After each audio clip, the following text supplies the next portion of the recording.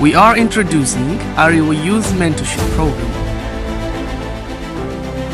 The AYMP is a collection of Northern Nigeria academics and professionals from different spheres of life who volunteer to offer free mentorship and equip Northern Nigeria youth at all levels with necessary knowledge on career opportunities, scholarship grants, personality building, innovation, among others. And on behalf of the organizing committee, Arewa Youth Mentorship Program, it is my honor to welcome you to this session, which is titled Administration of Justice and Nation Building, where we will explore the challenges, the reforms, as well as the way forward. Now, as you all agree with me, definitely you know that the administration of justice is the bedrock of any society that aspires towards peace, development, as well as democracy. Now, in Nigeria, this critical pillar faces a number of different challenges, as well as definitely, well, we'll hear from the experts about these challenges.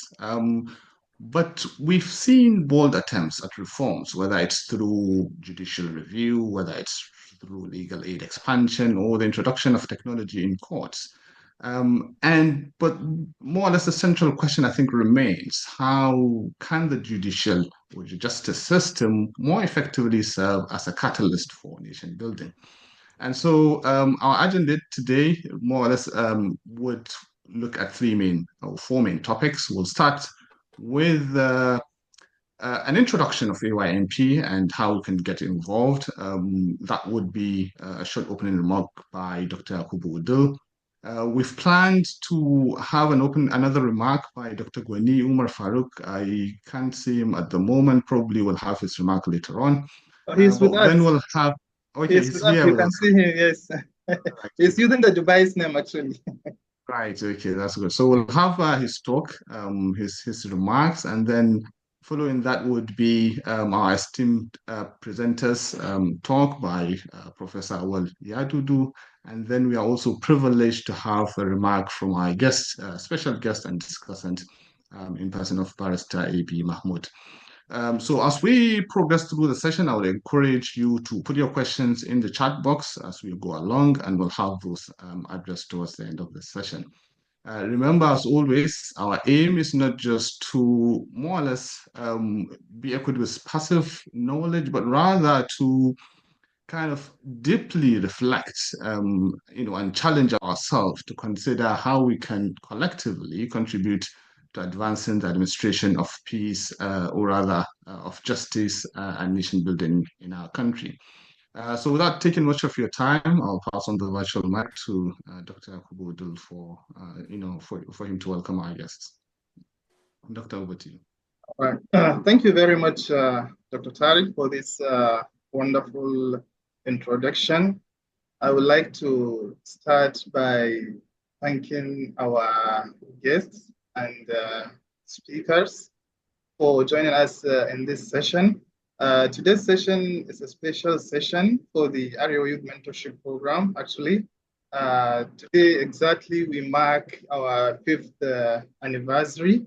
The Arewa Youth Mentorship Program was established in May 2020 during the COVID.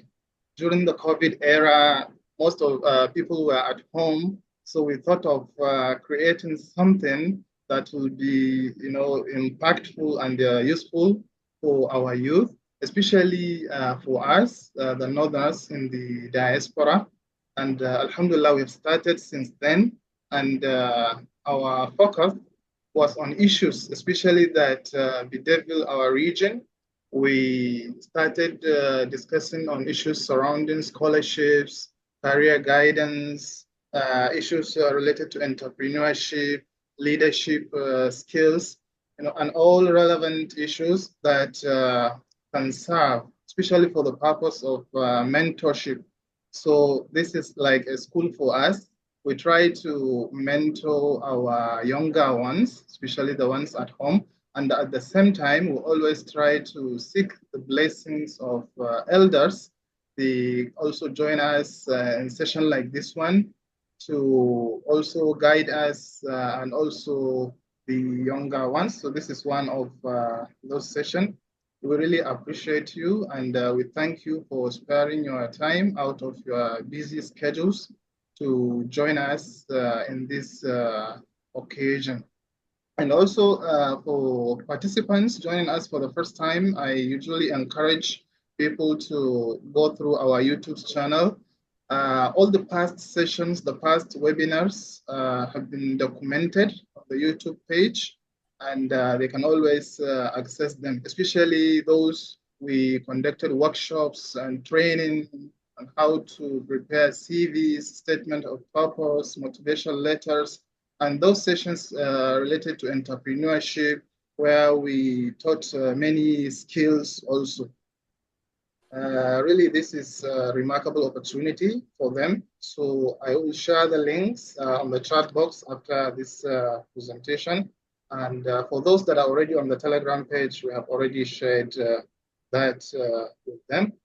So without taking much of our time, I will hand over the virtual mic to Dr. Tariq to commence the session.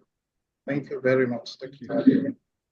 Yes, thank you very much. And as you've mentioned, once again, we highly appreciate your time to be with us today.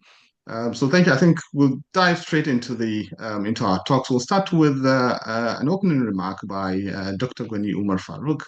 Now, I think I need to more or less reiterate, or rather clearly specify, due to the interest of time, I will be more or less presenting a brief overview of our experts' profiles. I'm sure you will all agree that their contributions extend far beyond what words can fully capture. So it's going to be a brief, concise CV in a way.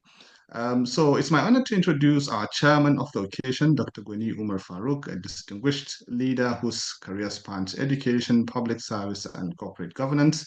Dr. Umar is a Harvard Business School certified corporate director and a fellow of the Institute of Directors. He is also an alumnus of INSEAD and Ahmadu Bello University, Zaria, where he obtained his bachelor's and master's degrees. He further obtained his doctorate in educational psychology from the University of Wisconsin. Dr. Umar began his career as a lecturer at the School of Preliminary Studies, Kano, before serving as a permanent secretary for special duties with the Kano State government and later a manager of research and educational services at the Kano State Foundation. He has served on the boards of several notable companies and currently chairs the Arewa Consultative Forum Kano Chapter. He has also contributed to national policy development as a member of the Finance Committee of Vision 2020 and the committees that reviewed the Investment and Securities Act, the Companies and Allied Matters Act, and Trustees Investment. So thank you very much, Gwani, for honoring our invitation. Thank you. I'll give you the floor now. Thank you very much. First of all, let me thank the organizers of this seminar or discussion, and also to thank the moderator.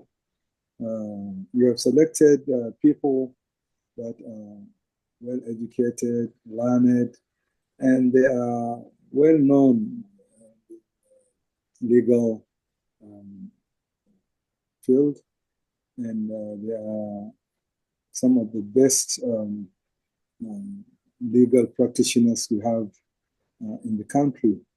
I'm happy that Mahmoud and Professor Yadudu are going to talk to us on the administration of justice, which is very crucial for our nation building. This protects citizens' rights, it maintains social order, and promotes economic development. So I'm sure we are going to hear from them the challenges of the administration of justice, particularly in Nigeria, because today we are at a crossroad. So many things are happening regarding the legal system. I'm sure they will address the challenges we are facing, especially maybe giving an insight into how we will uphold the rule of law how human rights will be protected, how we will maintain social order, and also how it will help to promote economic development and enhance democracy. So without taking so much of your time, I welcome everybody, and I'm sure people will benefit greatly from the discussions that will come out of this meeting. And I wish us a happy deliberation. Thank you.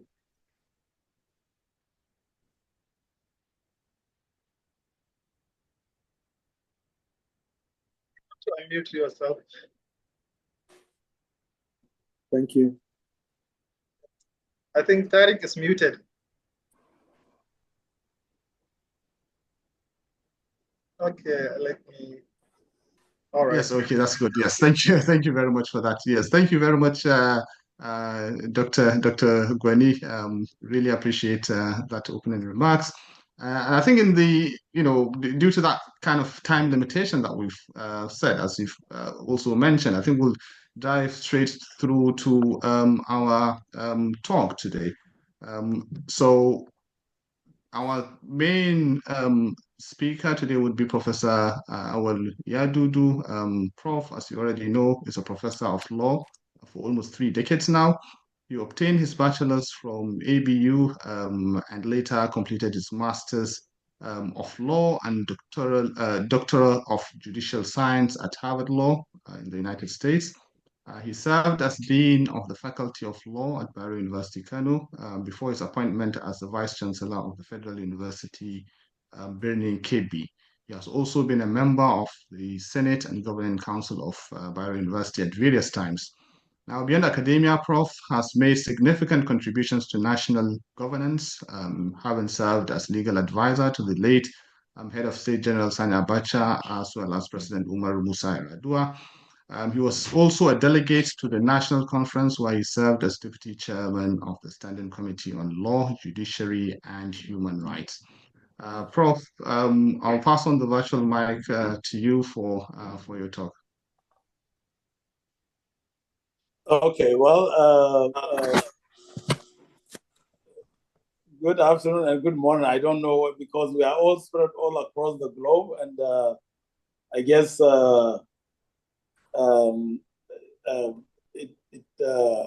only appropriate just to say assalamu alaikum to all of you. Now,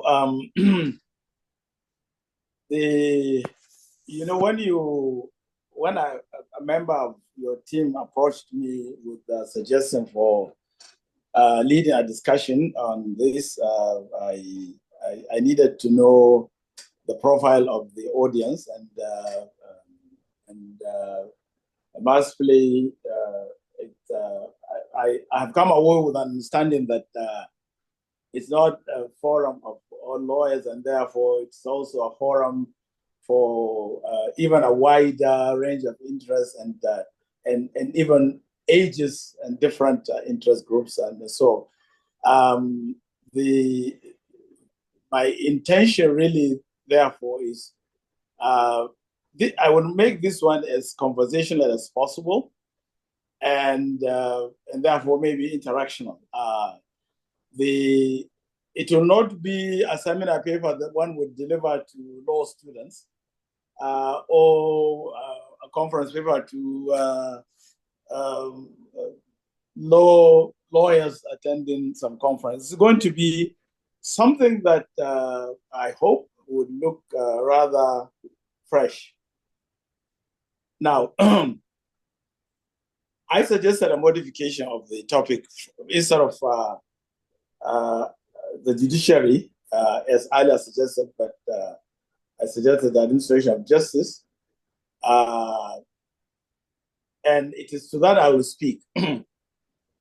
Now, if you speak about the judiciary, the challenges and reforms and way forward, it will be very restricted to judiciary.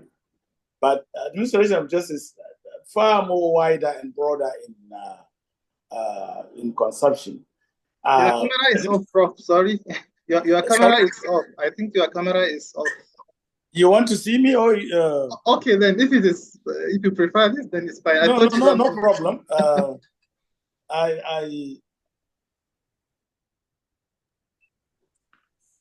Yeah, good. Okay, I'm from the farm, so I'm not as gaily dressed as you people are, and but anyway,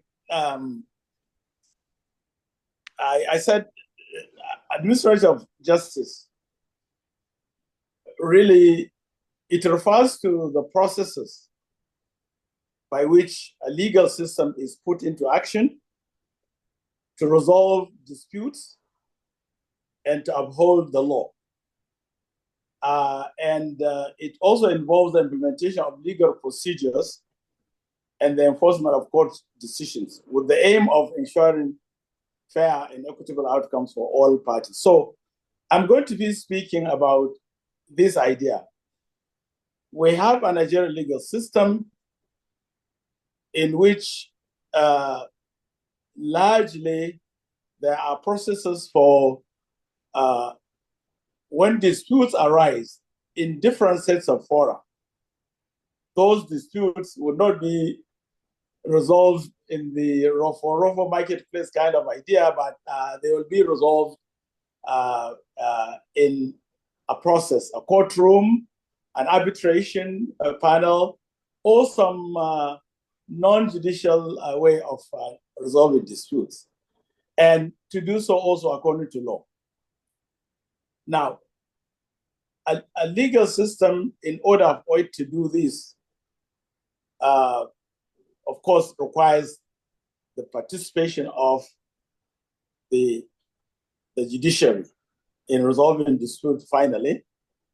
The legal practitioners, lawyers who would represent clients or make submissions on law. And then, of course, it involves what you will call investigation investigators. And this will be of different types, police, and the whole area of new investigators that we have here. And ultimately, of course, since we are talking about resolving disputes, some of these disputes, and we're looking at how we maintain law and order in society, some of what is resolved will relate to criminal conduct, and therefore it also involves custodial services. That is to say, when people are found guilty of one crime or another, society, the state, on behalf of the people, would keep such persons under custodial service of the prisons. Now, what I will be looking at is that this process or these processes involving these persons or officers that I have referred to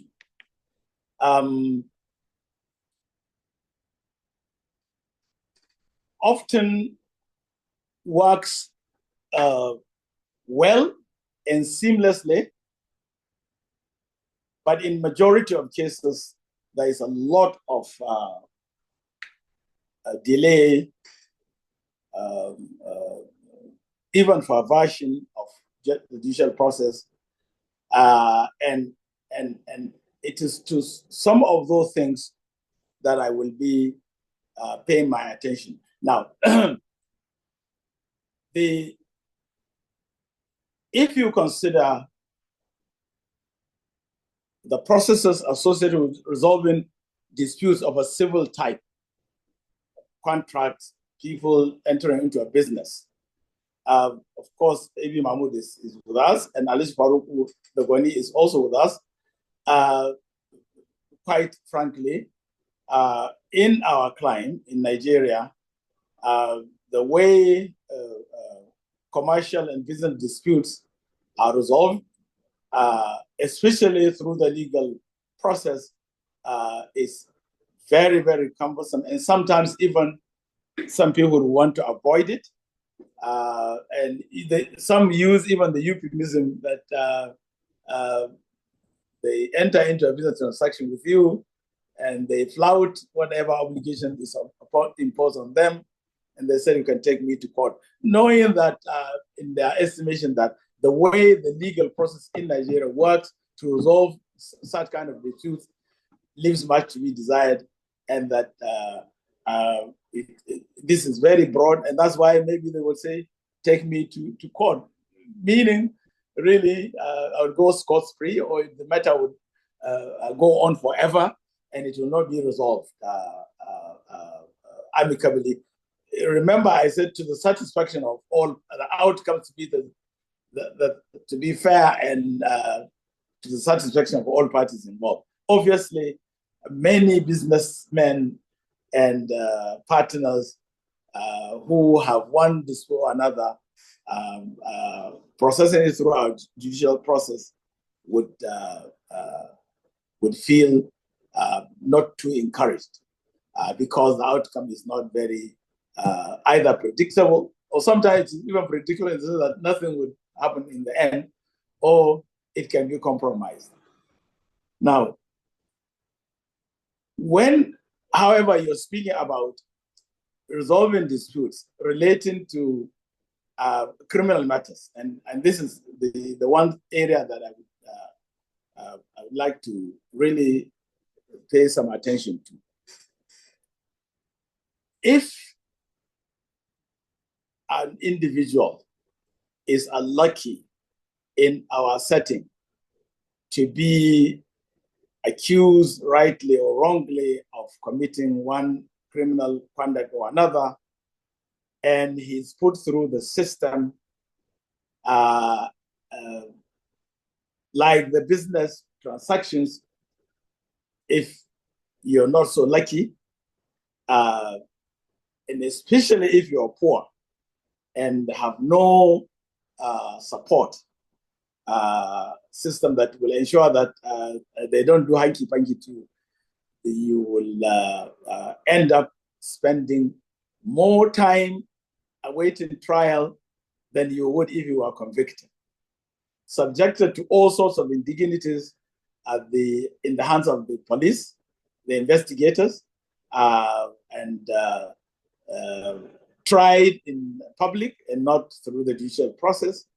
And in the end, really, we do a lot of injustice, and the administration of justice system in this area, again, as in the business sector, leaves much to be desired. But what is more worrisome in this case is that here we are talking about an individual's freedom and well-being and rights that are often trampled upon, and they are subjected to all sorts of indignities. Maybe I'm saying that especially, largely, the poor people. Now, in this regard, I'd like to just recently, I'm sure something has gone viral about what has been happening in one of the prisons in Kano. Very dastardly, very, very really astonishing that the way prisoners, especially those who are awaiting trial, because they receive the raw end of the judicial system. They have not been tried. They are just awaiting, and it will take forever for them to be subjected to the process. What we have heard that is happening in the prison is very, very worrisome. I could not sleep the night I heard about this thing. And it is in this regard that if you consider the administration of justice in the commercial, non-criminal sector, and then also in this particular segment of our society. I would like to say that since this is an audience, your association seeks to mentor young people, not only in the areas you have started, but in a variety of other ways. I would like really to pick on this particular last point that I made to suggest a few things that the audience and also you as an association, although you have all spread all across the world, you're not on the ground, so to speak, but it is just as well that one brings this to the attention of this audience that we have and some suggestions that I'm going to make. Now, I make these suggestions because, you know, in your topic, you are asking what is what forward, what are the challenges? Maybe the two things I spoke to, you can consider as challenges and hurdles and difficulties in the way our legal system works and our administration of justice works. I'm not going to make any suggestions for reforms. Reforms generally are ideas that one proposes for official adoption or maybe consideration. There are too many of those ideas for reform, but restricting myself to this particular area that I've raised, I am going to make some suggestions for a way forward for you as a team and for the audience, especially the young people who, if they lived in Nigeria and wherever they may be, are ideas they may want to take on board. Number one, in particular, this situation where there is a complete breakdown of decency and respect for rights of citizens and even of a version of the process in such a manner that we are committing far more injustice than we are trying to remedy the whatever fault the person is being accused for. So my first suggestion is that I would recommend seriously that we need to be active when we hear these kinds of things, that we come to the aid of persons, and they are all over. It's not only in Kano. I'm sure if you go to other prisons across the nation, these kind of experiences may be encountered. So we should not just lament or maybe just read about it or spend sleepless night as I told you. We need to act. And how do we act? There are many ways we can act to seek to make things change in the best way that we can. Number one, we should show as much interest, as much keen interest in knowing what is happening in the prisons as possible. It's when you know what is happening that perhaps, of course, I'm not saying that they will make it easier for you to get to know what exactly happening for you to do. But if you take interest, you are likely to get to have a hint of what is happening. I can tell you from a little experience that I have had over the years. Some group that I am associated with would go to the prisons and seek to find out why are some of the young people or those that they encounter staying for months or years awaiting trial?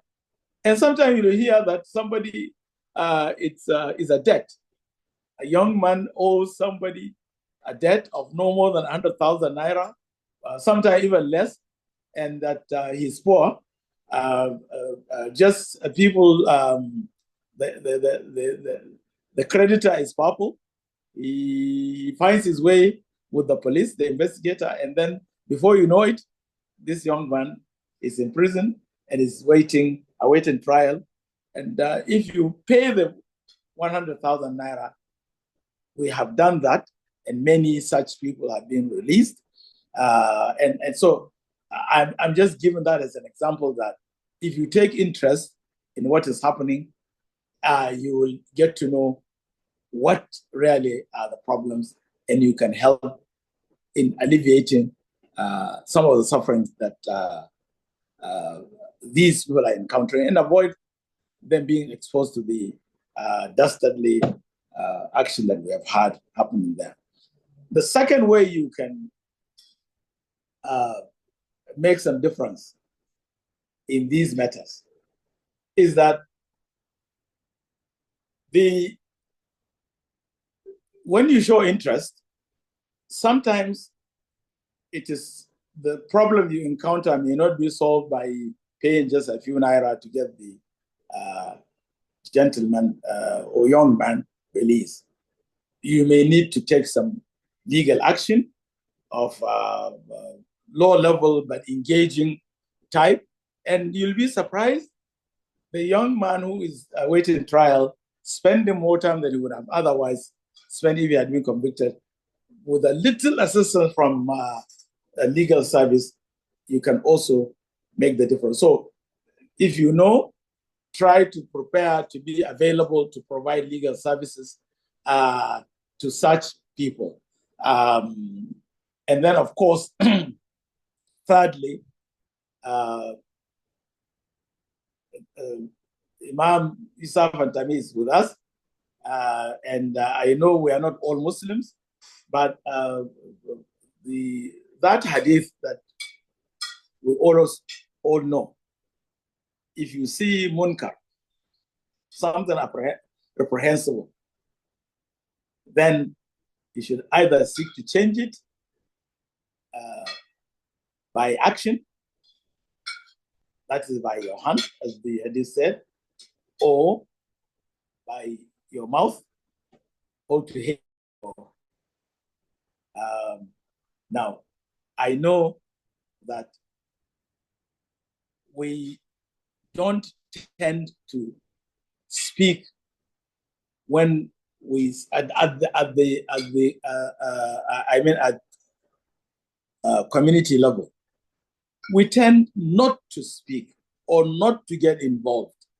I think we should also develop the attitude of speaking up when we see things that are wrong, even if, well, paying some money to release a gentleman may be by action, but sometimes speaking up also can make a lot of difference, because it's only when we came to know of what is happening in that prison, however much they can cut and dice it to say that it is not to the extent that he's saying, or it doesn't even happen, but we have a glimpse of something wrong happening there because somebody has spoken up. So speaking up about wrongdoing, something which is munkar, can also lead to other actions being taken by either the authorities themselves or by other individuals who have come to know of that. Now, my conversation therefore would be to really stop at that and to summarize what I want us to maybe discuss or to exchange some ideas about that. The administration of justice in our country has challenges. There are things that don't work well. And one key area for a kind of group as yours, and for the kind of undertaking you make in your life to mentor people, mentoring young people to be engaged at a community level, to get to know the wrong that is happening around them, to give a helping hand, to speak up, can be a very good way of reforming at a level not of government, but at the community and society level of the so many wrong things happening around us. I didn't want to go into too many things. I know there are so many anecdotal things about corruption, delays, and all sorts of things that are happening in the administration of justice. So I think for this kind of audience and for the kind of undertaking you have, I'd like to really focus attention on these small things that if we get involved in, we can make some difference in the administration of justice. That is to say, getting things implemented in our legal system according to law, and protecting rights, and also enhancing our ability to help. And with that, really, I would yield the floor back to I don't know who is the Tariq. That's much I can say for now. Right. Thank you very much, Prof, for that talk. You really hammered on that main challenge of prolonged delays in the resolution of cases, and as you've rightly mentioned, mainly affecting poor and marginalized individuals, as you've said, who oftentimes lack the resources to navigate or endure that lengthy processes. And the way that you've talked about these, ways that we can, contribute. You said it's very small. Yes, it might be very small, but as you've mentioned, I think it could be very significant. And yes, it might be little steps that we need to take by showing genuine interest in what is happening within the justice system. The example that you gave, where sometimes it's a mega amount of 1,000 or even less. I think that's something that we definitely need to kind of think about and start actualize and see how we can contribute in that manner. We've also talked about more or less supporting. Sometimes it's not just about, for example, payment, as you've said. It's more or less taking legal action or engaging with the justice system at that kind of grassroots levels in order to ensure fairness as well as the due processes. And finally, I think the hadith that you've mentioned, where we need to collectively think about how we cultivate that culture. I've seen this it's amazing how, sometimes it's just by speaking up, as you've rightly mentioned, can make significant changes. So thank you very much for those wonderful suggestions that you've given. I'm sure Barrister would have a number of things to add as well, probably reiterate some of what you've already mentioned. But I'll leave the floor for Barrister now. Before then, a quick introduction of Barrister. I do apologize, as I've said with the others as well. I've hammered, or I've kind of cut down the CV short. Barrister A.B. Mahmoud is an accomplished lawyer and alumnus of Ahmadu Bello University. He began his legal career with Kano State Ministry of Justice, serving for 15 years and rising to the State Attorney General and Commissioner of Justice. He later founded the law firm Diko and Mahmoud. He holds multiple certifications, including in law and development, legal aspects and privatization, corporate law and international commercial arbitration, and is a fellow of the Chartered Institute of Arbitrators.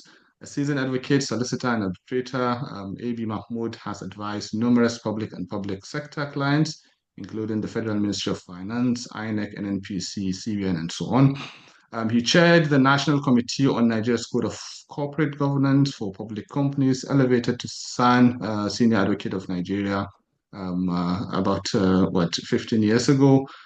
He is a member of the body of benchers, a former Nigerian Bar Association president, and the first vice president of the Nigerian Stock Exchange, board member of Dangote Foundation, and pro-chancellor of Kano State University of Science and Technology.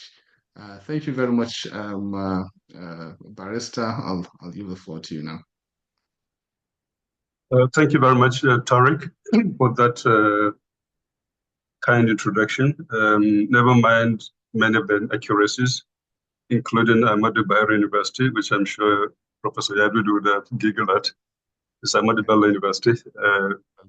Anyway, I think it's a good thing to follow up on this conversation where Professor Yadudu ended. And I must say that when I was invited somewhat indirectly to participate in this, I had very little clue as to what the mission was and what the audience was going to be and so on and so forth. So I had to reach out late yesterday when I arrived at Abuja from Lagos to Professor Yadudu to try and understand what the context is. Obviously, if I had more clarity in terms of the expectations, probably one would have tailored the presentation a little bit differently. Of course, Professor Yadudu has picked his topic to focus on administration of justice and the crisis we face in the country. He has highlighted a lot of these, so I'm going to talk about the dysfunctionality generally and try to of the judiciary and the legal profession as a whole, and of course, consequently, the impact on the administration of justice. And then what I intend to do is just to sort of sketch a few factors that I think may be responsible for the state of affairs, and then perhaps explore a few models of reforms to see what probably we can do collectively or individually to further these ideas. I think everyone knows how dysfunctional the administration of justice and the Nigerian judiciary has become. What may probably not be well understood is the extent of dysfunctionality. And to be honest, some of us have recently been really given some serious thought as to whether, in fact, the Nigerian judiciary and broadly the legal order or legal system can be reformed, or it has to be probably dismantled, as it were. A few years ago, I was invited to give a talk following my, conclusion of my time as the bar president, the president of the Nigeria Bar Association. So a talk was arranged by, I think it was jointly by Harvard Law School and Georgetown University. I think it's tagged Harvard Talk or something like that. So I get this, what some called nice presentation with a lot of ideas and details as to how we can, reform the system in Nigeria in order to strengthen the rule of law and, of course, to make Nigeria, protection of human rights, democracy, good governance, and all of that to make it the system more amenable to that. So after I finished my presentation and it was time for questions and answers, a professor of law, I believe it was, from a university somewhere in, I think, Spain, put up his hand. It was a virtual presentation just like this. And he congratulated me for the excellent presentation and the good ideas. I think he ended up by saying, but he's sorry to say all this will come to naught because he thinks the dysfunctionality of Nigerian system, not just judicial system, but institutions in general, has reached a level in which there needed to be what he called a zeitgeist moment, something that would change the paradigm completely. And unless that occurred, he felt would just be scratching the surface and no meaningful reforms can take place. I must admit that on further reflection, I thought that was really a powerful statement. And we have been, as practitioners, involved over the course of the last several decades on various reform efforts, various ideas on how to change the system. But frankly, every time we seem to be knocking our heads against a wall, and it's almost as if the system has been invaded by some cancerous cell, as it were, and rapidly eating into the fabric of the system and working towards bringing it down almost completely. I don't want to sound too dismal because we shouldn't give up. We have to continue trying, but I'm sorry to say the level of dysfunctionality is quite astonishing. And I said this as an insider, as it were. Some of you may know, of course, my career has been mentioned in the course of the introduction. I don't know anything other than practice of law. That's what I've been doing for the last 4 decades or so. My wife is a justice of the Court of Appeal, which is the second highest court of the country. So this is something which we are passionate about and which we are really deeply concerned about as well.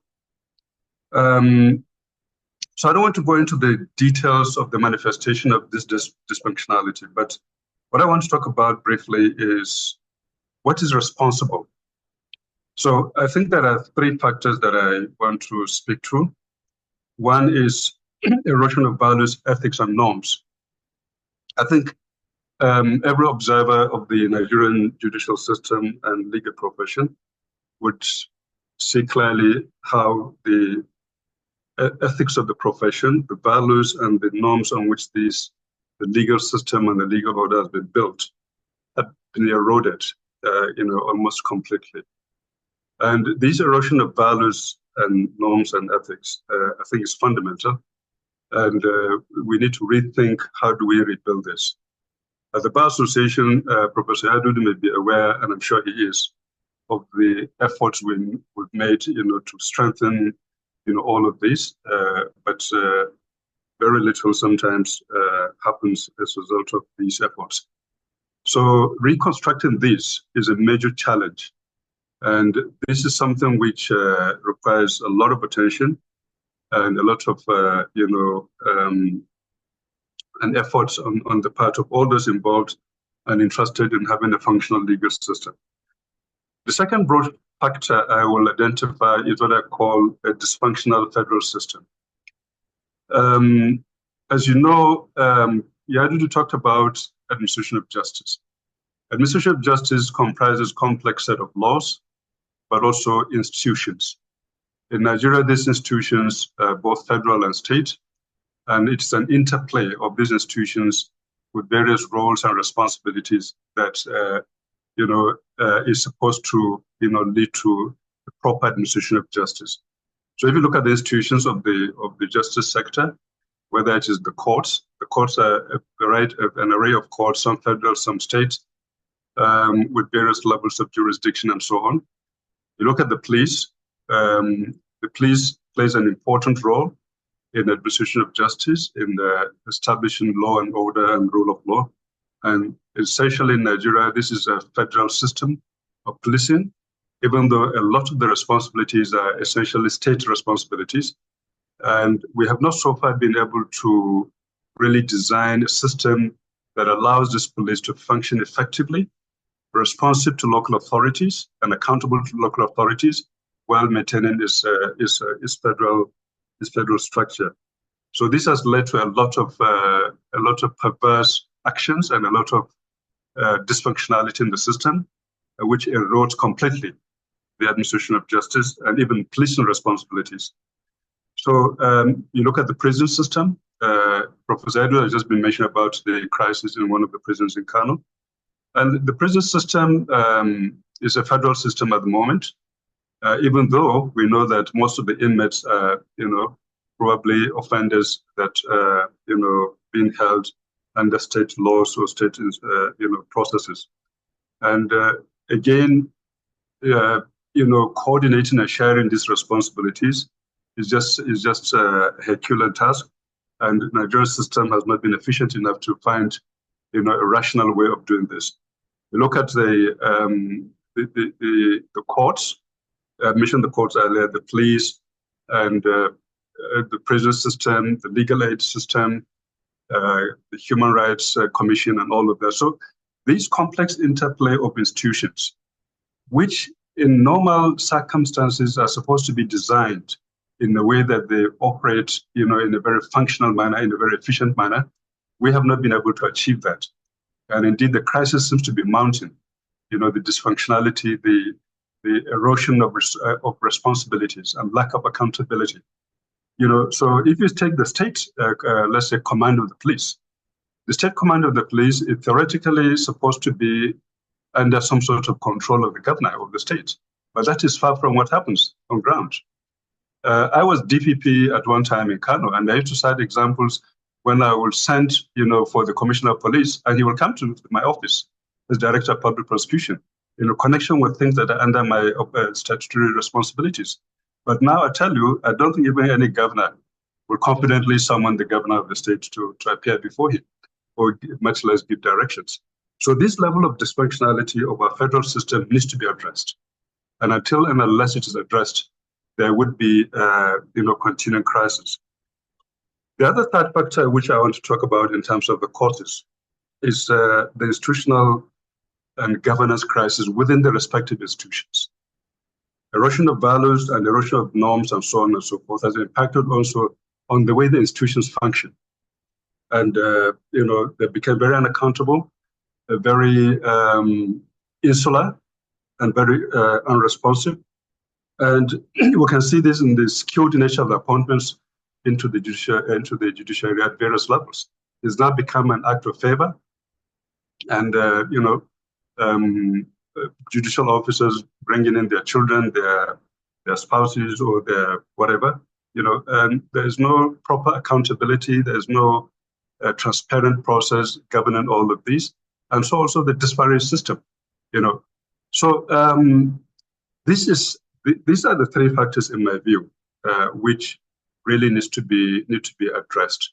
I've been responsible, for the dysfunctionality of our judicial system and the legal system as a whole. Politics has eaten deep into the system. Now, judges, I'm sorry to say, owe their allegiance, to external, personalities rather than the system itself. And the other day in Abuja, I was appalled. Some of you may have followed the appointment of the last massive appointment of Justice of the Supreme Court. I think about 10 appointments were made. And that day, Abuja was agog with parties, judges of the Supreme Court throwing parties to celebrate their appointments, and who were in attendance? You can name it, politicians, and so on and so forth. So I just asked myself, how did we descend to this level of lack of concern about, the values for which these institutions are built? Once you accept a judicial appointment, necessarily it means there's a certain expectation of circumspection. You can't be mixing like any other person. You can't be seen in certain gatherings. You can't be, sharing, the stage with politicians. But this is what we find ourselves. So one can go on speaking about this and the evidence of it and all of that. But I just want to move on briefly, because I know there is time constraint, to how do we transform this? How do we change this? We used to think that perhaps incremental efforts, incremental reforms, over time, if they're sustained, that may work. Well, probably it may work, but there is evidence to suggest to the contrary. So I'm not going to go into that speculation, perhaps, but what I'd like to look at is maybe just put out some examples of some models of judicial reforms which we have seen. There are three models I want to talk about. The Kenya model, which we saw evolved after the 2010 new constitution of Kenya, which some people christened as a transformative constitution. That gave the opportunity for rejigging the system. And after a very competitive process, Dr. Willie Matunga emerged as the Chief Justice of Kenya, and he undertook major reforms, championed major reforms in the Kenyan judiciary, which include massive purge of the judiciary to really get rid of, bad eggs, as it were, and set the stage for a new level of reforms and transformation. And to some extent, that was successful, even though the subsequent developments may elicit different reactions. But what we saw during William Matunga's leadership of the judiciary between June 2011 to I think June 2016 or July 2016, he first came up with a very clear strategic plan for the judicial transformation framework, and that was something which was developed, after extensive consultations and support by various partners and so on. So they had a clear roadmap that set out what they wanted to achieve. They embarked on, as I mentioned earlier, getting rid of bad eggs, betting and really saying that, look, we need to have a new start, and identified those that were qualified to remain in the system and those that were not so qualified, and got rid of them. They embarked on a serious decentralization of access to justice, and we can talk about these in details, but I don't think we have the time. They established a clear performance management system, but also integrated the use of technology in terms of service delivery, which was extremely useful. But one aspect of the reforms which I liked was the way the public was involved. So part of the crisis here is anytime you talk about judiciary or the legal system, whatever, a lot of people just pull back and say, oh, this is a matter for lawyers. But in the social of justice, rule of law is not a matter for lawyers alone. Lawyers are just part of the stakeholders. Every member of the public, every citizen, is a stakeholder and should be involved and should be engaged. And Yadudu has spoken to that. So public engagement was something which was a cornerstone of the reform process in the Kenyan model of reforms. And I think that was quite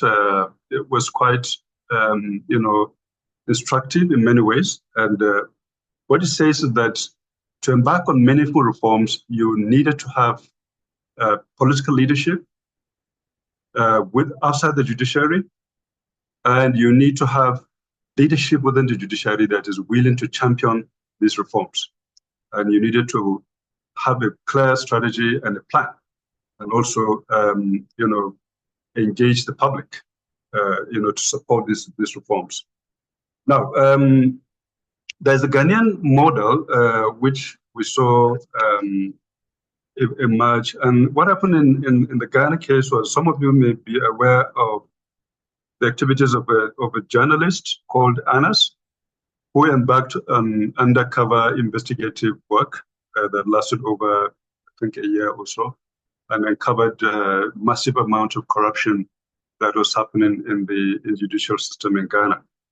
And when this became public, it led to a huge outcry. Now, what was then significant was the response of the leadership in the Ghanaian judiciary. Also, a remarkable lady called Justice Georgina Theodora Wood, who was the Chief Justice of Ghana at the time.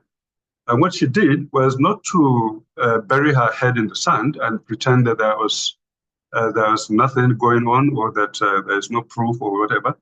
Instead, she used that opportunity to embark on very serious reform measures, which focused on accountability and introducing new changes and so on. So in Ghana, what we saw was not as dramatic, as far-reaching as what we saw in Kenya. It was more or less, an attempt to say, all right, we have a problem, and we need to address it. We need to be honest to ourselves and address it. and then agree on measures to bring some changes. We saw what happened in Rwanda following the genocide and the rebuilding of the Rwandan society and all of that, alongside, of course, the judiciary. Now, I don't have time to go into all of the details of this, but the point really to make is that there are models of reforms which we can see even within African context, which give us some sort of ideas in terms of opportunities as what can we do. Now, I presented a paper one day to a conference of judges, in Nigeria here. All the judges of the Supreme Court were there, all the judges of the Court of Appeal, the chief justice of the country, and also the other judges. And I analyzed all of these, and including going into the details about, corruption in the system, citing various corruption perception indices and all of that.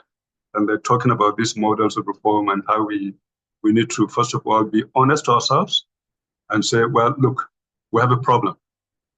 And if we do have a problem, then we need to address it. So the reaction of the judges was stunning. After I finished speaking, one of the senior judges picked up the microphone and said, well, Mr. Mahmoud, thank you for all of that.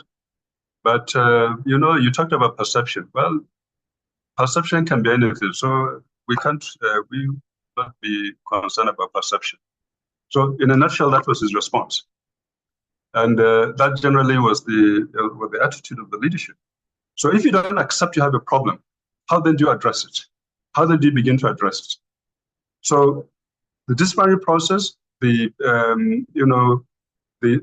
all the methods for holding judges accountable in the Nigerian legal system has more or less, become dysfunctional. So where do we go from here? I think, first of all, it's an illusion to think that reforms will come from internal within the judiciary. I don't think that will happen. These reforms have to be driven externally. They must be supported externally. There must be political will at the level of national leadership. So long as we don't have political leaders who understand the problem and who are determined to do something, I don't think we'll start anything. So political will at the national level, an appropriate constitutional framework that allows for this process to unfold. And then, of course, reform-minded judicial leaders. We have to identify them. This method of selecting leadership in the judiciary will not lead the country anywhere. We need to rescue the judiciary from within itself, by really identifying people who are serious, sincere, and committed to change, and who can lead this change. Thirdly, popular support, stakeholder support. This process has to be supported by civil society groups, by academics, by individuals, by all of us who are concerned about judicial integrity, who are concerned about functional legal system, and who are concerned about rule of law in the country. As it is, rule of law is being eroded. Crisis of this is manifest everywhere. And the politicians are having a field day and they're managing the system at all levels. And I think unless that is stopped, we're not going to make any headway. So I'd like to stop here and say that I hope I've thrown in something onto the table for further discussion or conversation. Thank you very much to the organizers. All right, thank you very much, Barrister, for that insightful talk. You've talked about key factors where you mentioned irrational values, ethics, and norms. These have, as you've rightly mentioned, taken root over time. You've talked about a dysfunctional system, whether it's a courts, whether it's a police, the prison systems. And as you've mentioned, that these systems are more or less meant to function efficiently. Unfortunately, that's not always the case. And also the erosion of ethical standards in appointments, particularly regarding the lack of transparency in the selection process. And how do we change? You've talked about a number of different models that we can more or less have a look at, even within the African context. We've talked about the Kenyan model, the Ghanaian model, as well as the Rwandan model. And in terms of the key points moving forward, I think, as you've mentioned, reforms must be driven by political leaders. And this is where then the masses really key in, because obviously selecting those actual political leaders that can drive these reforms, as well as also the more or less appropriate constitutional framework. You did mention that's essential. And also the right leadership. Well, the right leadership, I've already mentioned that, and also the stakeholder support. So not just within the legal system, but whether it's in academia, whether it's the masses, civil society, that all needs to more or less contribute in supporting that. And I think that's needs to be kind of top down. It's not just needs to be top down alone, but rather looking at how these all different stakeholders engage in order to contribute through this progress. So thank you very much. I can see Prof did made a comment that he might be leaving soon. Prof, I think you're still here. There definitely would be a few questions, so please use the chat box if you have any question or any comment. We'll try as much as possible to have those addressed. But I will give some of our participants some chance to say a thing or two. I can see Minister is here. Minister needs no introduction. He's the Minister of he was the Minister of Communications and the first ever Minister of Digital Economy of the Federal Republic of Nigeria between 2019 and 2023. Prof, you've had the discussions. Do you have a thing or two to add on to that? So, good afternoon, and may Allah's peace, mercy, and blessings be upon you all. Just permit me to use the opportunity to thank the Arewa Youth Mentorship Forum, particularly our younger brothers, Dr. Tariq and Dr. Sani Yakubu Udil, for inviting the two scholars, including the chairman, to speak to us on a very important topic, which to me is the most important topic today in Nigeria. And furthermore, permit me also to thank the two speakers, Professor Auwalu Yadudu and also AB Mahmoud SAN, for speaking intellectually on the topic. Professor Auwalu Yadudu spoke more of an academic approach, while AB Mahmoud SAN spoke more on real-life experience. If we can reconcile both presentations and work towards their implementation by bringing all stakeholders to address various components of the presentation, I strongly believe that we will achieve a lot in Nigeria. Particularly some of the issues raised by AB Mahmoud ASN with regards to the challenges being confronted by the judiciary, some within, some outside. I think nothing is to be added on that, but only what we need to do is to see the relevant stakeholders that we can make use of this presentation and reach out to them and ensure that something is done. As a layman, we all know the challenges being confronted by the judiciary with regards to corruption or allegation of corruption, sometimes inadequate funding for the security institutions and also the judiciary, inefficient case management, which is another challenge, or lack of access to justice, what he advocated for decentralization of our judicial system, and also human rights abuses and even police challenges. I believe these are some of the major issues we are being confronted with, and I am always worried that if a common man loses hope in the judiciary, then if care is not taken, then we are not far from anarchy. Because judiciary is supposed to be the defenders of our good governance, the defenders of democracy, and the defenders of the rule of law. When we reach a situation where people lose hope in the judiciary, then absolutely we are in trouble.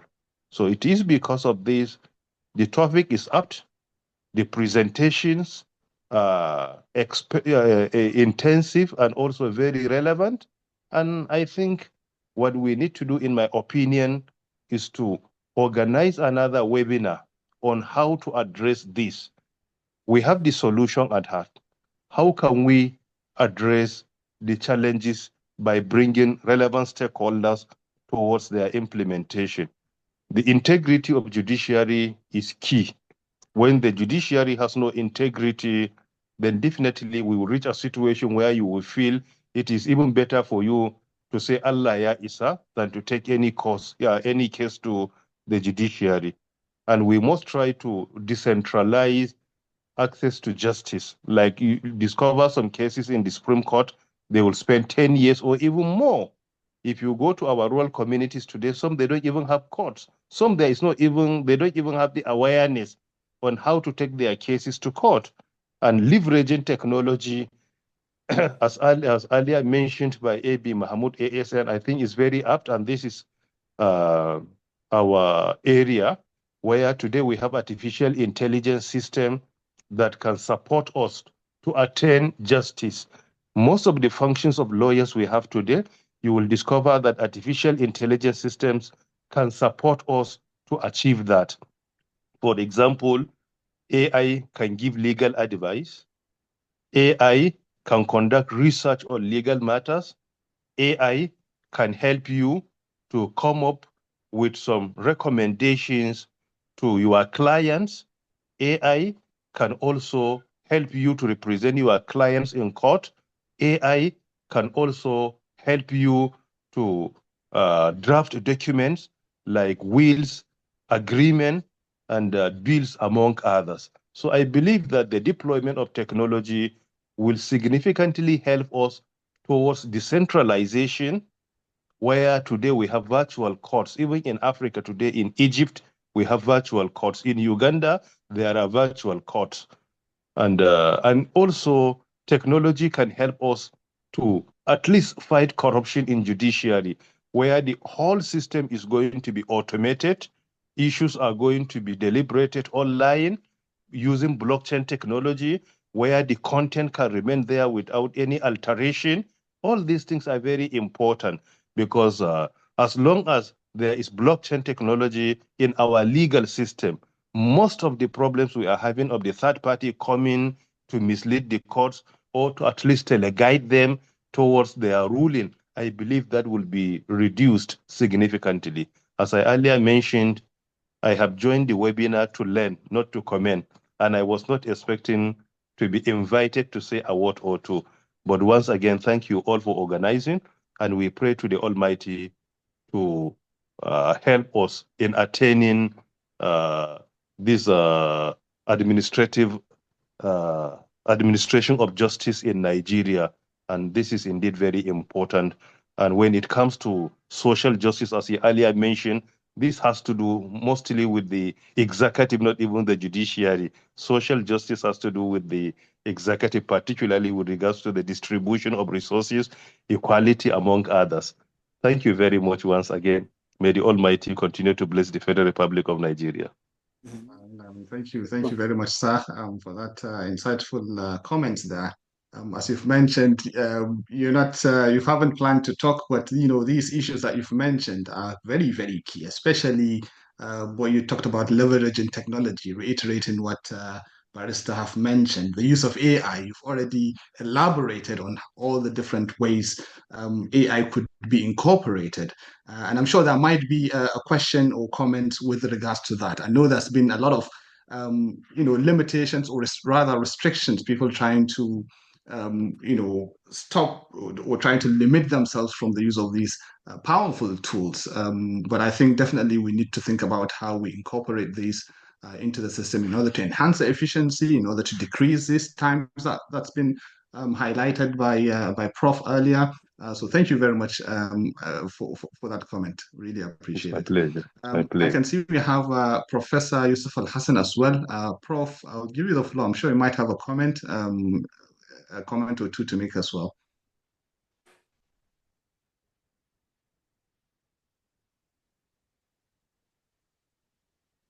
Prof.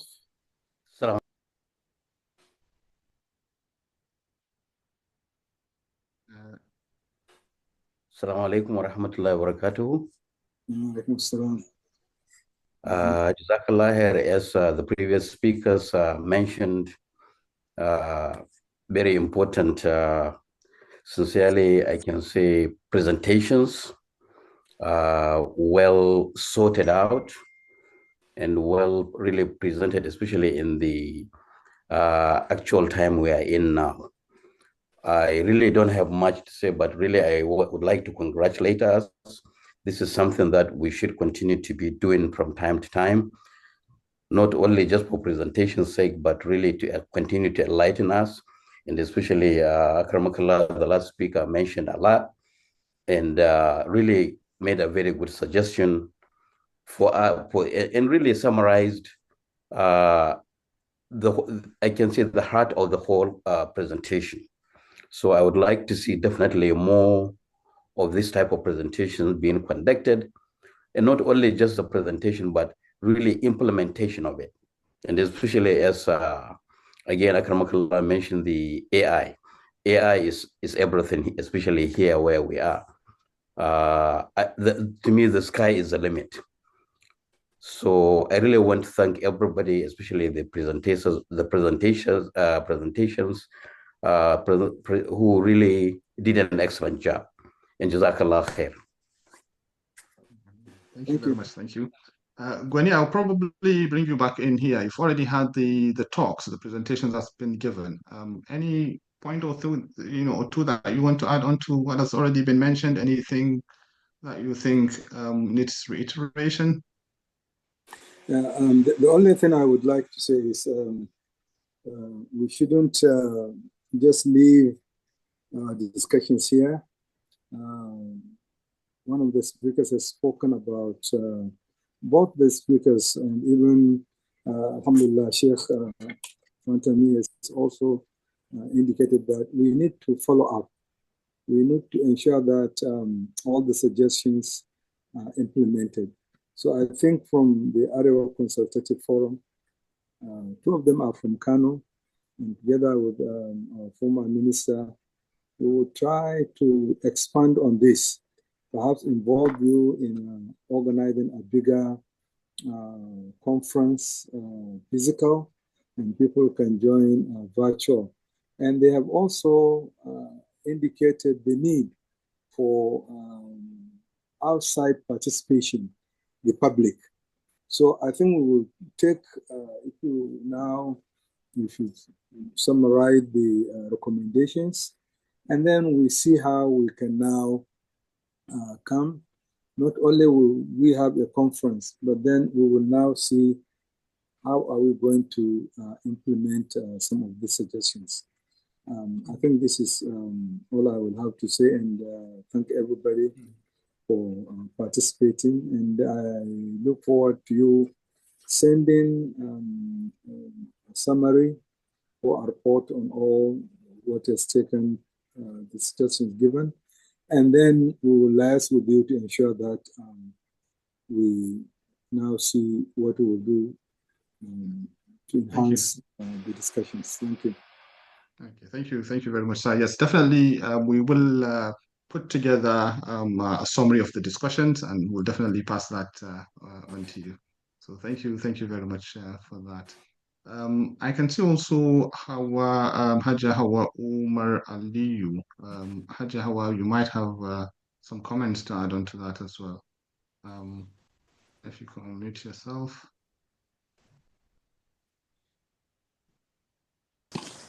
Assalamu alaikum. Alaikum assalam.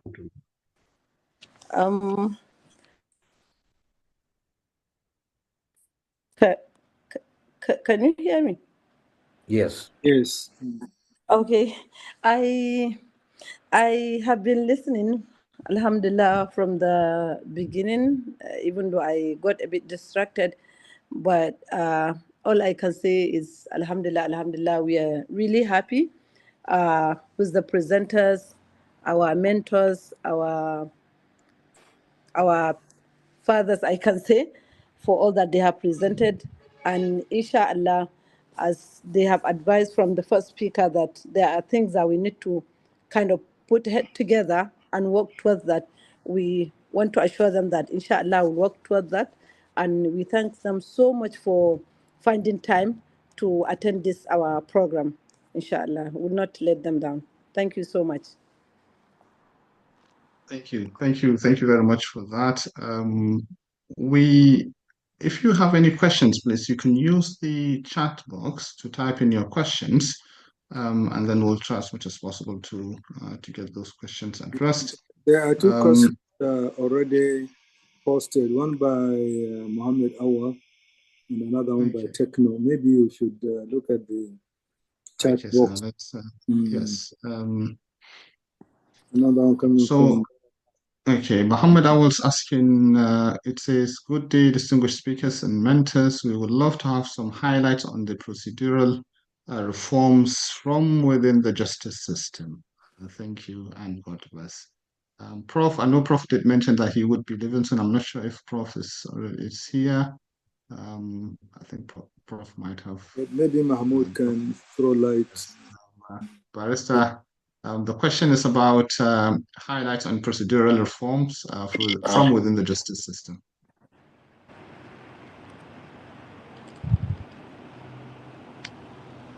You're on mute, sir. I think this issue of procedural reforms, of course, this is a topic of another long webinar or seminar. The various reforms have been taking place in terms of reforming both criminal and civil procedures at state level, at federal level, and also institutional reforms within various institutions of the judiciary.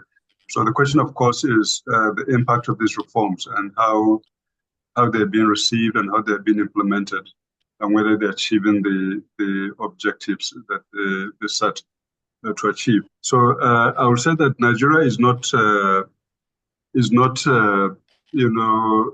have a dearth of reforms. They're always continually,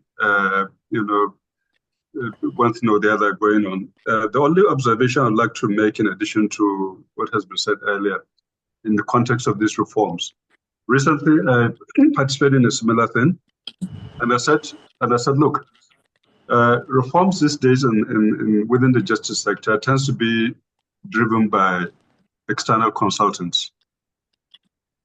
Now, consultants, and I'm not denigrating any consultants as such, but they tend to be driven by different considerations. When you look at the history of legal reforms in the country, when, for instance, the penal code law was introduced back in the 60s, it was preceded by a detailed work by a commission which was set up by the Northern Nigerian government. And it was headed by jurists and academics. And they sat down, visited other countries, Sudan, India, looked at their reforms. Pakistan also looked at all the things that they did, and they crafted, the penal code, which was in place for a long time until 1999, and we started seeing another wave of reforms. So the point I'm making here is we need to take reforms seriously and understand that these sort of reforms need to be articulated very, very carefully and discussed, supported by empirical evidence and on good understanding of legal and judicial theories and all of that, rather than just being driven by, by consultants, receiving money from donors and trying to move these things. There's room for consulting work, but real reforms need to be championed and driven by, much more serious framework. So yes, in Nigeria, there are lots of reforms going on. Some of them, well thought out, some of them not so much. But the question is really, what is the impact of these reforms?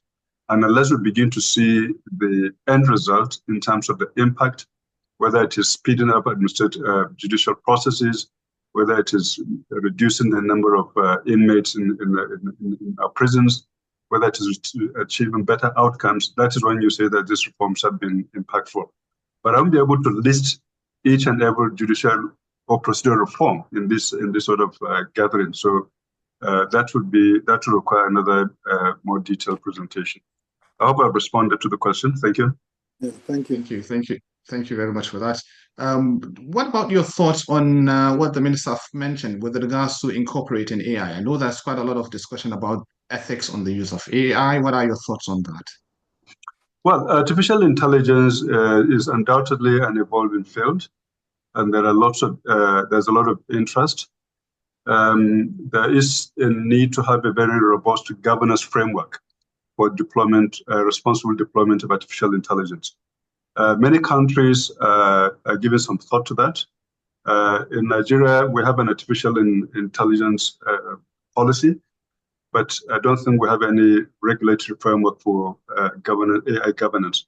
So this is something which we need to look at very clearly. Yes, it's going to be very impactful. It's going to be very revolutionary in many ways, but it's also something we need to approach with a lot of caution.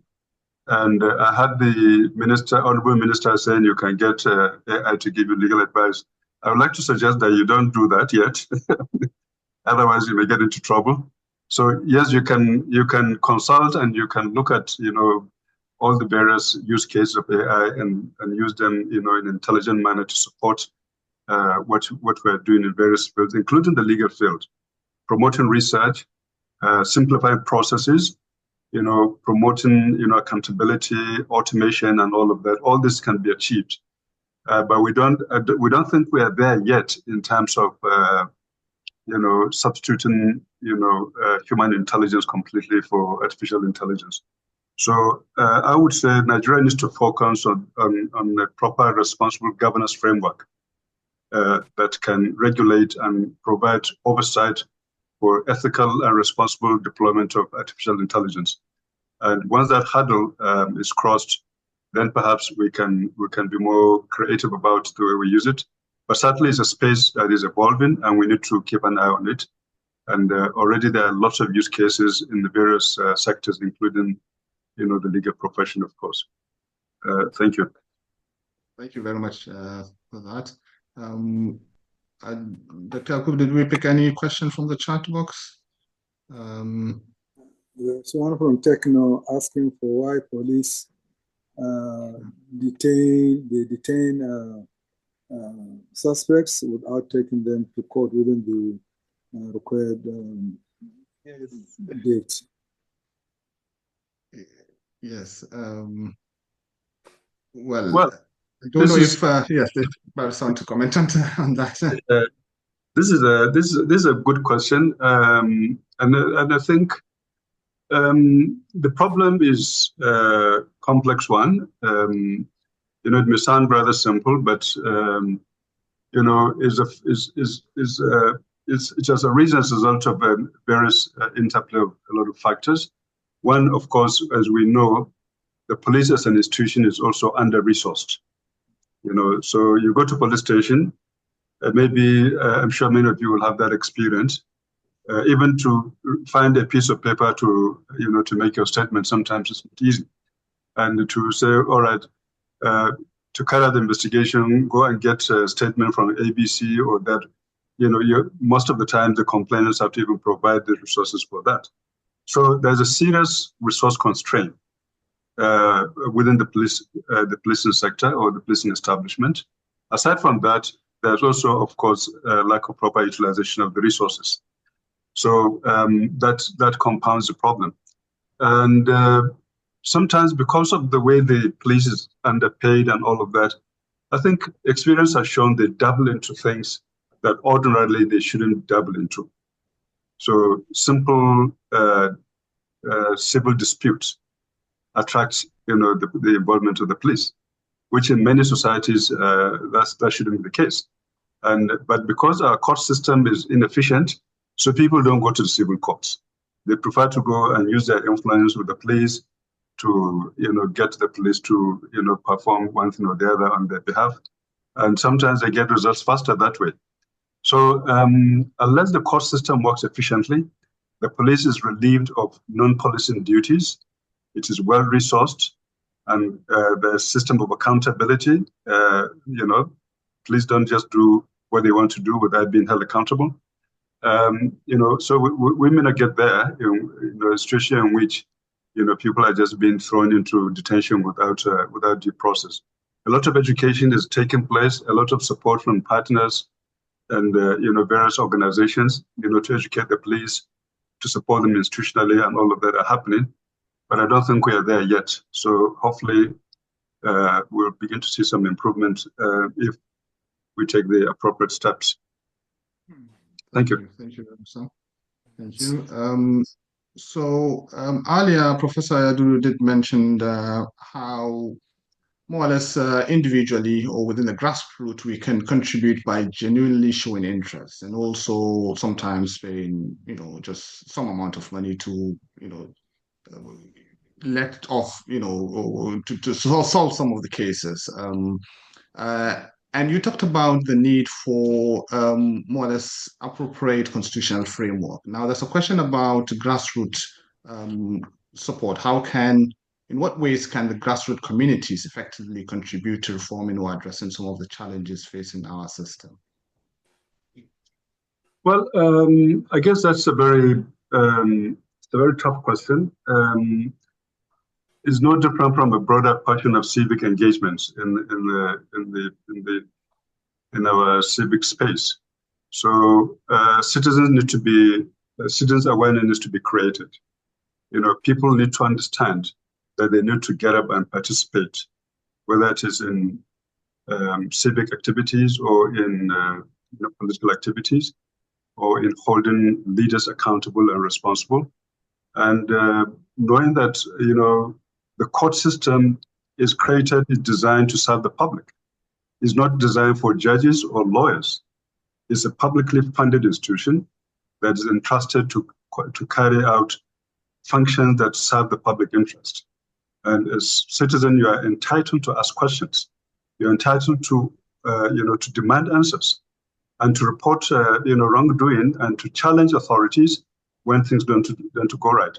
So I'm afraid this is a broad question which all of us should be involved with and should be able to assist and to support. We as a student in those days in the college, we had what is called civic education. I don't know if it happens now, but we need to engage citizens. We're all here on this platform. All of us are educated. One or the other, we have connections with our various communities and their constituents. So we need to put this on the table. We need to encourage people to ask questions and not to succumb to the so-called Nigeria factor. All the time, we fold our arms and say, well, this is Nigeria. You can't get things done otherwise. So this surrender to the whims of, the corrupt leadership and elite is part of what undermines, public institutions and public responsibility. So, and all of us have a responsibility to support, to challenge this kind of order and to challenge this kind of mentality.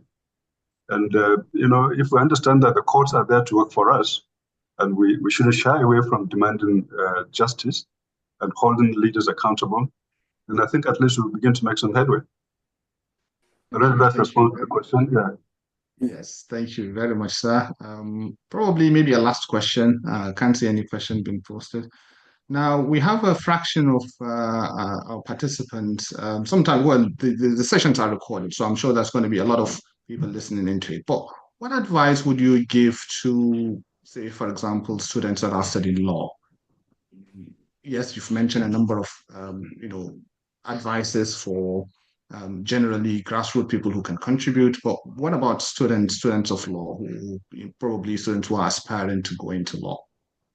Are there any word of advice for them? Well, I think there's an illusion that the legal profession is an easy path to wealth, power, and influence. Sometimes people glamorize the profession and say, oh, SAN, they're making money. And a lot of lawyers or students go into the legal profession for the wrong reason, to make money. I think if your reason is to make money, I think you should look for something else. Making the money is not the primary goal shouldn't be the primary goal of a law student. To be successful, you have to be passionate about the profession. You have to understand the cause. Why are you a lawyer? Is it to champion your own personal goals, or is it to champion broader, goals of the community, of your country, and so on and so forth. We've been talking about, the dysfunctionality of the legal order and the legal system. And if you come into the profession with a clear mind that you want to be part of the solution, not part of the problem, and you want to become an expert and lend your support, then I think that makes a lot of sense.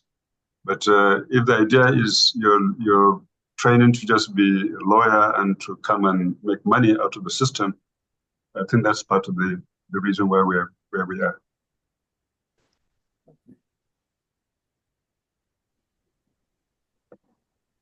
Tariq, I think you are muted. Right. You are muted. You are Can you hear me muted. now? Yes. Okay. Yes. So thank you very much, Barrister. Dr. Yakubu, I think we're heading towards the end of the session, so I'll give you the floor to once again thank our panelists, and then we'll call it a day. Yeah. Okay. Thank you very much, Dr. Tariq. And before we conclude, I think, and even before we send our vote of thanks to our speakers and our chairman, I would also like to, maybe is it a kind of question or a comment to Barrister A.B. Mahmoud, SAN. Barrister, please, how can we kind of change the framework in the current setting of the Nigerian legal system such that the citizens will have confidence in the judiciary, for instance, on just 2 cases? Like now what we see in our democracy, generally politicians now, they don't care how they go, they get into office. They just make sure they get returned by INEC because they know when things get to the courts, then they have got it. This is one case that, and I think it has permeated through all the levels up to the Supreme Court in some cases. Unlike what we see in developed countries like the United States, a president may decide to release an executive order on anything, and the citizens have that confidence in their system, in their legal system. They can just approach the court, and a judge somewhere in one of the states will deliver the ruling, and the president has to stop. He cannot execute that order. So how can we, I believe this is something that cannot be changed in 1 or 2 days, but how can we build that mindset, especially on the younger generation of lawyers and upcoming judges, so that in the future, in the near future, we can have the desired legal profession? All right, Dr. Yakubu, I think the question about the role of the judiciary in electoral democracy, I think this is a vast area, and it also requires probably much more extensive deliberations. But what I will say in summary is that, you see, it's not the role of the courts to conduct elections. Elections are conducted, verified, and certified by election management bodies. Unfortunately, in Nigeria, we've drifted over the years by giving the courts increasing burden of certifying electoral processes and outcomes. And they are not designed to do that. They are not designed to scrutinize electoral materials, look at all the ballot papers. They don't even have the capacity, the manpower, the technology to do it. The role of the courts should be extremely minimal in electoral process. I mean, you go to other countries, how many election litigations do you have coming out of those countries? So we need to be mindful of that. And our lawmakers, our political class need to understand this, that democracy, responsible democracy, involves also responsible acceptance of legitimate outcomes. You don't deliberately orchestrate crisis and impunity and say, go to court, when you know the courts are not designed to do that. So Nigerian courts are being overburdened by electoral processes and political disputes and all of that, taking away valuable time and resources from what they can otherwise deploy usefully in the community. There are many commercial, civil issues that are suffering because of this 4-year cycle of election disputes. And when the entire resources of the judiciary is diverted towards, resolving these so-called disputes, they are not disputes in reality. They're just orchestrated political rascality by most of the politicians. They know they have not stood for elections. They know they do not stand primaries, but they go to the courts and they find lawyers who are willing to go and argue the case. And you waste judicial time, you waste judicial resources, wasting your time over that. You run the presidential elections in which millions of people vote, and then you want the court to come and scrutinize ballot papers. And how can you do that? It doesn't make sense at all. If there is any dispute as to recounting or whatever, it should be the electoral umpire that should do that at the cost of the person who is contesting that. And the outcome should be accepted. You don't transfer the outcome back to the courts. Is the court going to count ballots for you? How are they going to do that? There are only a few judges sitting there listening to dispute. And then you're asking them to scrutinize and flip through ballot papers, election results, and all of that. It's impossible. So this delusion about the role of the courts in the electoral dispute, we need to come out of it. We need to know that it's not the duty of the court to supervise elections or to count elections or to certify elections. That's the role of the electoral body. So I'm afraid we've gotten, this is part of the dysfunctionality of the system. Over the years, we have gravitated towards increasingly burdening the judiciary to do what is not designed to do. So I think we need to rethink this, and we need to have law reforms that really steer away these kind of disputes from occupying, judicial time. Yeah. And I'm not saying that disputes cannot go to court, but those disputes need to be very clearly defined in very well articulated areas where the supervision of the courts is required, but not in practical operations of the way the election is conducted. Yeah, I don't know if this responds to the question you asked. Yes, thank you very much, Barrister. And also, I think the last part of the question is like, how can we develop, is it possible to reduce the dependence, maybe over-dependence of the judiciary on the executive in order to reduce the interference of the judiciary? The executives really do interfere in the activities of the judiciary. And I think this mainly is because the appointment of judges comes from the judiciary in a way. They have some impact. And also the finances of the system also comes directly from the executives. I think these two things could be the reason why the executives have some power. Is there a way like we can develop certain formalism such that the judiciary will be able to manage their own affairs? I think this way nobody can come and interfere with their activities. If we can ensure that they know their appointments and promotions do not emanate from the executives and their finances also do not emanate from the executives. If there's a way that we can develop this system, I think it will help the judiciary, and going forward they can be really fully independent. Well, you see, definitely there are institutional safeguards that can be introduced and added to the existing safeguards that we have in order to allow for more independent exercise of judicial powers and also to have more effective checks and balances, between the different arms of government. But ultimately, is a question of how much do we internalize these values? We as political actors, as judicial actors, how much do we internalize these values? The system doesn't depend just on rules, positive rules. It depends also on internalized conventions and internalized values and norms that people commit to, not just in words, but in spirit. So if you don't commit to those values, and you just think that everything has to be spelled out in black and white, it's not going to happen. The Constitution is a document of X number of words, but the spirit of the Constitution is beyond words. And if you don't accept and internalize the spirit of the Constitution, responsible, accountable governance, limiting yourself within the mandate of your authority, and being held accountable, no matter how many times you rewrite the Constitution, that is not going to happen. So the political discipline is key. The values are key. The norms are key. And if you don't internalize that, we can go on amending the Constitution. We can go on doing whatever we want to do. We will not achieve that level of sanity and effectiveness by institutions. So I agree with you, certain safeguards can be introduced, certain institutional processes can be strengthened, but ultimately it's the values and internalization and the commitment to those values that matters. Thank you very much.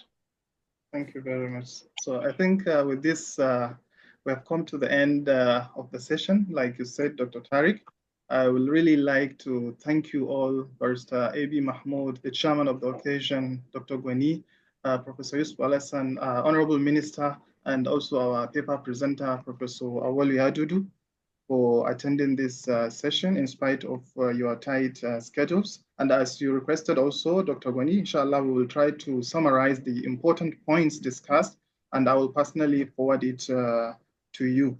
Thank you very much, and we really do count on your continuous support on this program of the Arewa Youth Mentorship Program, and I believe this is just starting. We are igniting the discussion, and we hope going forward, we will try to see how this discussion translates to action and for better Arewa and Nigeria in general, inshallah. Thank you very much. We really appreciate your presence. Jazakumullah khair. Thank you. Thank you. Thank you. Thank you. Yes, thank you very much, and have a good day. You can also be part of it as a mentor or student.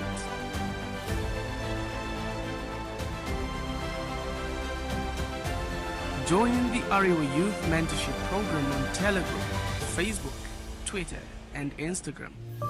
AYNP, together we can be great.